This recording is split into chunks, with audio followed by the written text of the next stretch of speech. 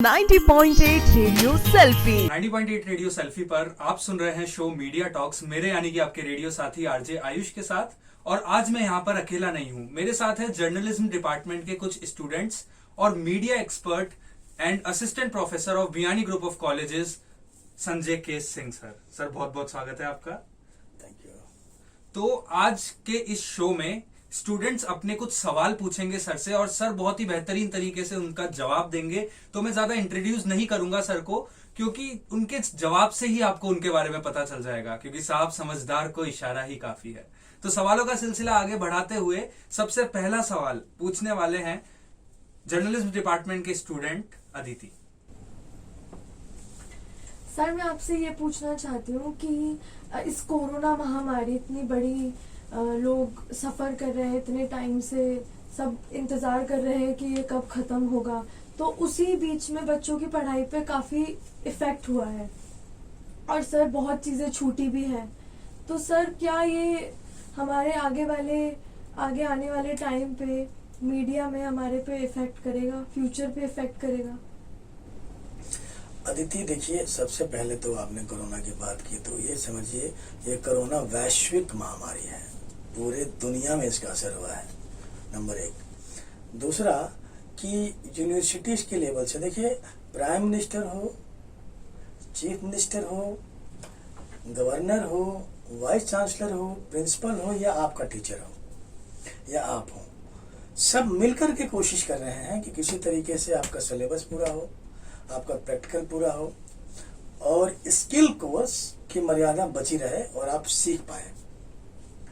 Depend करता है कि आप कितने कम समय में कितनी चीज़ों को समझ पाते हैं। इसके लिए मैं क्लासेस में बार बार एग्जांपल देता हूँ। मान लीजिए कि युद्ध हो रहा है, तो युद्ध में हमको एक ही चीज़ ध्यान में रखना है कि हमको 12 घंटे बाद बॉर्डर पे पहुंचना है। तो अगर आपके पास 4 दिन 5 दिन का समय है और आपको फाइलिंग के लिए कहा जा रहा है, आपको प्रैक्टिकल कराया जा रहा है, तो आप घड़ी ना देखें, आप 3 महीने के काम को आप हो सकता है आपको 10 दिन में करना पड़े, उसको करें। देखिए, स्किल की एक खूबी है कि ये स्किल आपको करने से ही मिलेगा, थ्योरी से नहीं मिलेगा। तो पहली बात तो ये पूरी दुनिया ने समझा है और मीडिया के लोगों ने भी समझा है।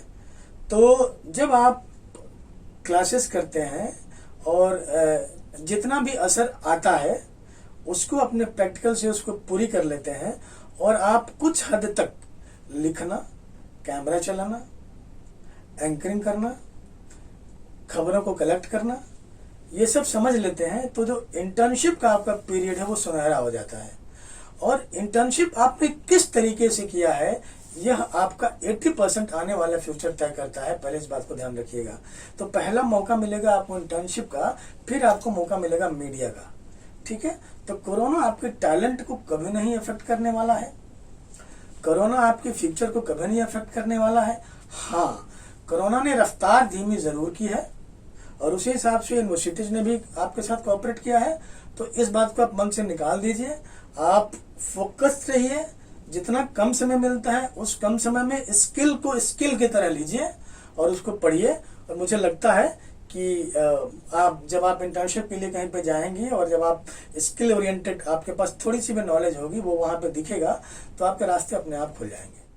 तो आपने देखा कि कितने बेहतरीन तरीके से सर ने अदिति का डाउट क्लियर किया। और मुझे लगता है कि अगर आपके दिमाग में भी ये सवाल आया होगा जर्नलिज्म से रिलेटेड, तो आपका भी डाउट क्लियर हो गया होगा। तो सवालों का सिलसिला आगे बढ़ाते हुए नेक्स्ट क्वेश्चन पूछेंगे बीजेएमसी के स्टूडेंट तनु।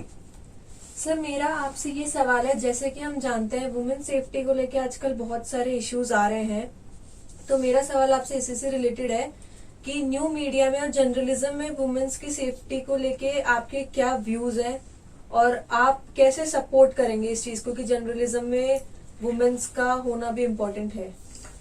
पहली चीज तो ये है कि जर्नलिज्म नहीं, कहीं भी वुमेन्स का होना इम्पोर्टेंट है। उसके बिना बहुत कुछ अधूरा है। अब आपके मेन क्वेश्चन पे आता हूं। मैंने 96 से लेकर के 2014-15 तक मीडिया में करियर देखा है, फिल्मों में देखा है, काम किया है। और मैं उस आधार पे मैं आपको बता सकता हूं कि वुमेन सेफ्टी को लेकर के मीडिया संस्थान कितने तत्पर रहते हैं। ड्रॉपिंग होती है और टाइमिंग पे, पिकअप होता है और टाइमिंग पे। अगर ड्रॉपिंग में किसी महिला को अकेले जाना पड़ जाए, उस रूट पे कोई नहीं है, तो सिक्योरिटी गार्ड रहता है। ये सब हमने देखा है। और समय के साथ चैलेंजेस बढ़े हैं, ऐसा नहीं है, वुमेन सेफ्टी को लेकर के चैलेंजेस बढ़े हैं, क्योंकि और इसी चैलेंजेस को पार करते हुए बहुत सारे महिला पत्रकार आगे आई हैं, ठीक है ना। तो जो भी बड़े संस्थान हैं, चाहे न्यू मीडिया के हो या मीडिया के हो, छोटे संस्थान उनकी टाइमिंग को उस हिसाब से रख देते हैं, और अगर और टाइमिंग पे रुकना पड़े तो उसकी व्यवस्था करते हैं। सबसे पहले तो आप एक बात मानिए, इसको समझ लीजिए, मीडिया में अगर आप काम कर रहे हैं या आप जाना चाहते हैं तो आप 24/7 राउंड द क्लॉक सर्कल में हैं। डे नाइट भी काम करना पड़ सकता है आपको। कोई बहुत बड़ी घटना आपसे पूछ के नहीं आने वाली कि आपने ये वॉर में भी औरतों को देखा है, बड़ी बड़ी पत्रकारों ने जाकर के कवर किया है। तो इस सिचुएशन को संस्थान अपने लेवल पर निपटता है।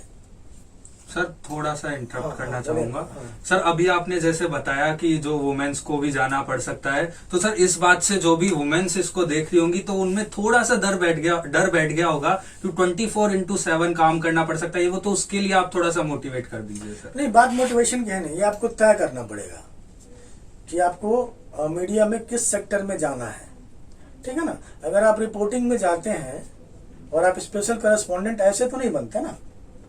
तो ऐसा नहीं है कि सभी लड़कियों को या सभी लोगों को 24/7 काम करना पड़ता है। बस यस, अगर आपके अंदर डिटर्मिनेशन है, अगर आपको आगे जाना है, और अगर आप अच्छा रिपोर्टर, अब मान लीजिए कि आप न्यूज हेड बन जाते हैं, आप महिला हैं और आप न्यूज हेड बन जाते हैं, रात को 11 बजे कोई ऐसी घटना होती है जो कि बहुत बड़ी खबर है पूरी दुनिया के लिए, तो क्या आप क्या करेंगे? आप घर से मैनेज करेंगे या ऑफिस आएंगे? ठीक है ना, या कुछ नहीं करेंगे, सोए रहेंगे, क्योंकि आपको 24/7 ड्यूटी नहीं है। इससे तय होता है, ठीक है। इसका मतलब ये नहीं है कि आप जितने बड़े लेवल पे जाना चाहते हैं मीडिया में, उतनी बड़ी जिम्मेदारी है। सीरियल्स की शूटिंग होती है, बहुत सारी फीमेल्स काम करती हैं, actor, actress, director, assistant directors. Day night shooting होती है, नाइट की शिफ्ट होती है, वो जाती हैं। लेकिन ऐसा नहीं है कि सभी लोग जाते हैं। जिन्होंने शौक से इस पेशे को चुना है वो जाते हैं, और उनकी सेफ्टी, उनकी सिक्योरिटी का ख्याल रखना ये संस्थान की ड्यूटी है, ये उस प्रोड्यूसर की ड्यूटी है, वो उस न्यूज हेड की ड्यूटी है। और मुझे लगता है इसको लेकर के बहुत ज्यादा सोचने की जरूरत नहीं है। इस पर बहुत पहले से काम किया जा रहा है।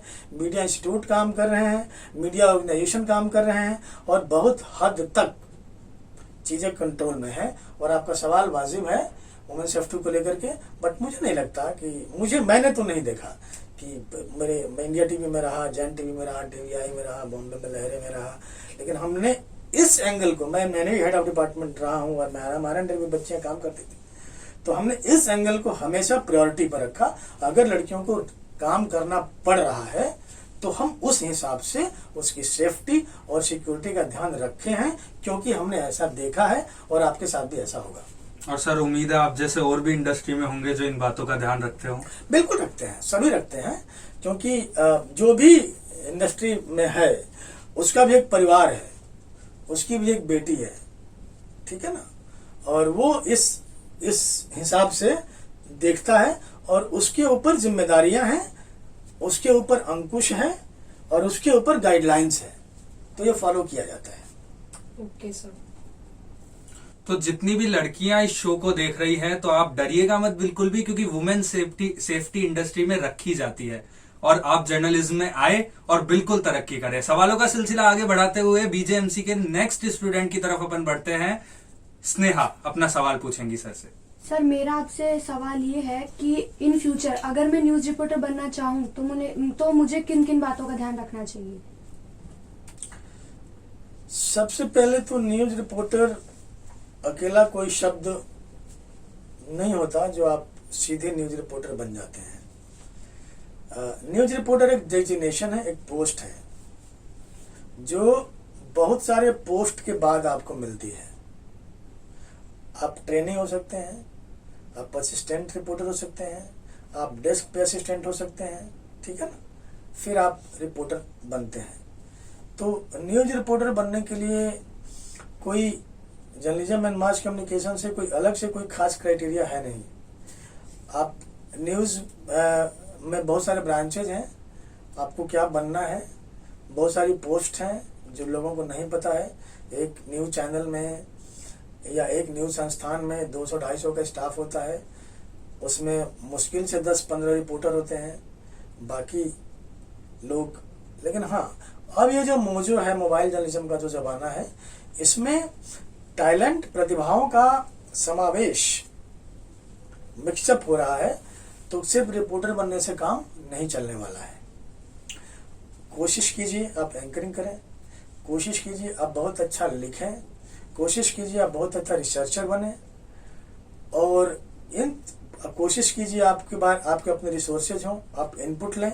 तो इन सब चीज़ों को बना करके अब इस ज़माने में जब आपको चैलेंजेस को एक्सेप्ट करना है और आगे बढ़ना है, तो न्यूज़ रिपोर्टर जैसे पर्टिकुलर एक शब्द से बचें और ओवरऑल अपने आप को न्यूज़ पर्सनालिटी के तौर पर तैयार करें। न्यूज़ रिपोर्टर अपने आप बीच में आ जाएगा। उम्मीद है स्नेहा आपका सवाल भी क्लियर हो गया होगा सर से, जो भी डाउट था आपका। तो thank you so much sir हमारे साथ यहाँ पे आने के लिए। थैंक यू वेरी मच आपका बुलाने के लिए। बच्चों के सवाल और सर के जवाब का सिलसिला ये ऐसे ही जारी रहेगा। अगले हफ्ते फिर से मिलूंगा आपसे कुछ और नए मीडिया से रिलेटेड, जर्नलिज्म से रिलेटेड सवाल लेकर। तो अगर आपका भी कोई सवाल है तो हमें कमेंट बॉक्स में जरूर बताएं। तब तक के लिए इजाजत दे, धन्यवाद। 90.8 रेडियो सेल्फी, जिसे सुनकर दिल कहे वाह, मजा आ गया।